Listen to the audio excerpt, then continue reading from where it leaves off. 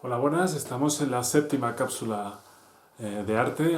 Bueno, pues esta medicación para el confinamiento que estamos llevando a cabo en las últimas semanas.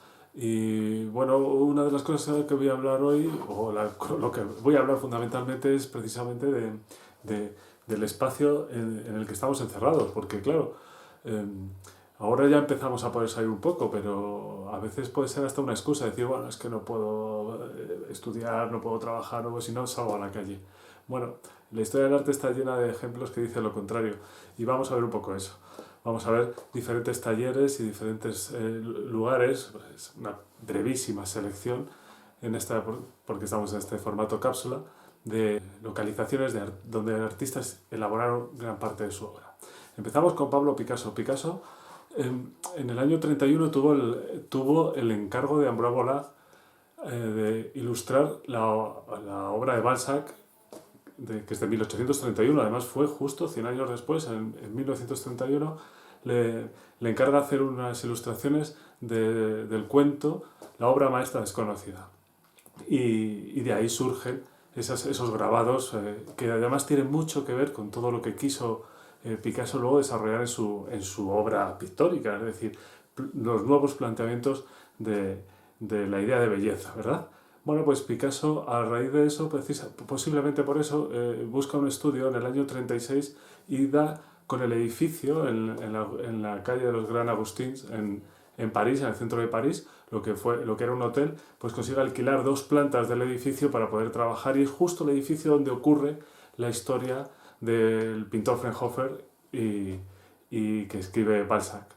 Bueno, pues en ese edificio se cree que es, y con toda esa carga casi de fetiche o mágica, esa aurea que tiene, Picasso monta su estudio desarrollando, claro, un espacio bastante amplio, porque pensamos que estuvo desde el año 36 hasta el 55, estuvo bastante tiempo, estuvo casi 20 años, y ahí ocurrieron cosas importantes, fundamentalmente el desarrollo del Guernica, donde toda esa superficie, Dora Maar además tuvo la posibilidad de fotografiar todo el proceso, y donde vamos a ver ahí cómo Picasso se va a explayar en un sitio que no tenía demasiada iluminación además, pero Picasso se lo daba igual, trabajaba con luz artificial fundamentalmente, y donde va a desarrollar esa obra, que es una de las obras importantes de su desarrollo pictórico y de la historia de la pintura, fundamentalmente del siglo XX y en general. Entonces Picasso tiene un lugar donde no va a necesitar salir fuera. De hecho, Picasso no va a ser un artista de pintura plein air, al aire libre, a salvo en la última época de su desarrollo pictórico, y donde además no solo va a elaborar el Guernica, sino que durante la ocupación nazi va a estar ahí recluido, va a estar recluido. Sabéis que Picasso no se fue a Estados Unidos como hicieron otros artistas, se quedó en París, tampoco es que tuvo una militancia antibelicista o en contra de los nazis, simplemente él se quedó dentro, sin, por decirlo así entre comillas, sin meterse con nadie, aunque cada vez que los militares alemanes iban a su casa a vigilar qué estaba haciendo por allí, pues se cuenta la famosa anécdota, ¿no? Unos postales que había con fotos del Guernica por el suelo, y cuando cogió y dice, ¿usted ha pintado esto? Y Picasso les dijo, no, yo no, han sido ustedes. Bueno, esa era un poco la rebeldía de Picasso, mínima según algunos. Pero bueno, es verdad que aguantó dentro de esas paredes, y su pintura también cambió. Se convirtió en una pintura más barroca, claro, más enclaustrada, donde aparecen las calaveras, aparecen las velas, es decir, casi un recuerdo al barroco español en el sentido del bodegón, etc. Pero en ese edificio Picasso va a estar durante 20 años. A partir del 55 ya empieza a viajar al sur de Francia, ya empieza a buscar otro tipo de iluminación, otro tipo de expresión plástica, y va cada vez abandonando más este magnífico taller que ahora se puede visitar como casi museo estudio. Bueno, Picasso estuvo ahí, y tenía un espacio muy grande, tenía la posibilidad de tener un espacio muy grande. Giacometti, sin embargo, utilizó un espacio un poquito más reducido, y es muy curioso la historia de Giacometti, porque el estudio de Giacometti en Montparnasse va a tener un estudio en el que se va a mimetizar el espacio, estos 23 metros cuadrados donde va a trabajar durante más de 40 años, donde solo va a parar una vez, solo va a parar en el momento precisamente de la ocupación nazi en Francia. Él se vuelve a Ginebra, él es al lado de Ginebra, y durante 5 años va a cambiar, va a estar, además monta un estudio en un hotel durante unos años, incluso en este local, por decirlo de esta forma, que tiene en Montparnasse, que tiene un patio interior, que es común, es una especie de corrala.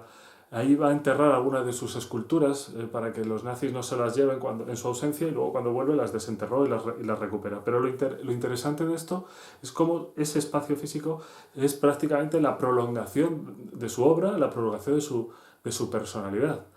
Todo este engrudo, todos estos grises, todo este polvo, toda esta forma de desarrollar la escultura, la pintura, arrugándola, empujándola, apretándola, revisándola continuamente, empezando una y otra vez a cada día, que era la forma de trabajar de Giacometti, se ve reflejada en todo el espacio. De hecho, en toda su obra, en toda su vida, no abandona este lugar de 23 metros cuadrados, incluso cuando ya por fin él tuvo éxito tardío, pero tuvo éxito, pudo buscarse un sitio más grande. Incluso le preguntaban a Giacometti: maestro, ¿usted por qué no busca otro sitio más cómodo? Y dice, que en vez de este espacio pequeño. Y él tenía esta frase que decía: en cuanto más tiempo paso en el estudio, más grande soy. Entonces, veis cómo el ámbito, aunque fuesen 23 metros cuadrados para donde tenía su propia cama, etcétera, era suficiente para el desarrollo artístico, era casi una inspiración. También le va a pasar a Morandi. Morandi trabaja en la casa familiar, es decir, Morandi, que fue un señor en Bolonia que apenas viajó, apenas salió. Él era profesor de primaria hasta los 40 y pocos años, que saca las oposiciones de profesor de Bellas Artes en el área de grabado. Pues él va a ser profesor de primaria y va a estar, bueno, como no va a tener familia, va a trabajar en la habitación de toda la vida, en la casa de sus padres, que era una casa bastante grande, pero tenía un espacio reducido, donde además toda esa pintura, que sabéis que Morandi va a trabajar fundamentalmente los bodegones, con las mismas piezas durante 30 años, moviéndolas solo de sitio y buscando las tensiones compositivas y el sentido psicológico que pueden llevar a cabo esas relaciones de la forma y de las monocromías, es decir, esa pintura que está cercana a lo metafísico, a la reflexión, a la personalización de objetos inanimados, que genera esas tensiones. Estoy hablando de unos artistas, o el artista italiano más importante del siglo XX posiblemente, junto con Chirico, y Chirico fue una influencia fundamental en la pintura de Morandi. Bueno, pues Morandi va a estar también en una sala donde está su cama, están sus objetos personales y los elementos de bodegón, que son sobre los que va a hacer esa reflexión casi kantiana de los objetos y la relación con el espacio, las tensiones del espacio. Bueno, pues como vemos, estos tres artistas tienen tres ámbitos que van a ser inspiradores para su obra. Y ya voy a por el último. El último sería Francis Bacon, dentro de lugares o ámbitos fundamentalmente inspiradores para el artista, o por lo menos que van a conseguir que el artista tenga esa sensación de familiaridad con el entorno que le va a llevar a su obra pictórica. Bueno, pues Bacon... Bacon, que era un culo inquieto, por decirlo de esta forma. Sabéis que Bacon, cuando ya sale del ámbito familiar, sobre todo el tema de su homosexualidad, su padre lo lleva muy mal. Él casi con 16 años abandona su casa y se va a Alemania. Está viviendo en Berlín, luego está en París. Al final vuelve a Londres y en Londres va a tener varios talleres. Cada 2 o 3 años cambiaba de sitio. Sin embargo, su taller principal, que todos ellos van a guardar una relación similar, pues va a tener este aspecto caótico. La vida de Bacon era una especie de egodistonía, es decir, él sentía, como le pasaba un poco a Miguel Ángel, sentía que su forma de ser no era acorde con las expectativas sociales, y eso lo sufría y lo volcaba en los cuadros. Sus cuadros son absolutamente esos gristos, esa tensión de los cuerpos, esos espacios planos, limpios, que contrastan con las figuras que se están casi retorciendo con la influencia de toda la fotografía de Muybridge. Bueno, todo este espacio de tensión caótico de repente aparece en este volcán en el que se convertía su estudio, donde hacía las mezclas en las paredes, donde se convertía todo en un absoluto vertedero, donde el caos era absoluto y era una especie de caos generador de obra. Es decir, ese caos se iba revolviendo alrededor del caballete hasta que aparecía en una obra donde se expresaba perfectamente su forma de ser. Bueno, como veis, en esta microcápsula estoy revisando un poco en este formato diferentes talleres, con lo cual lo que estoy buscando realmente es que no busquemos excusas. El proceso creativo o nuestras propias intenciones no pueden estar limitadas a que no podamos salir de casa, porque dentro de casa también podemos elaborar nuestras opiniones, nuestros trabajos y desarrollarnos como queramos.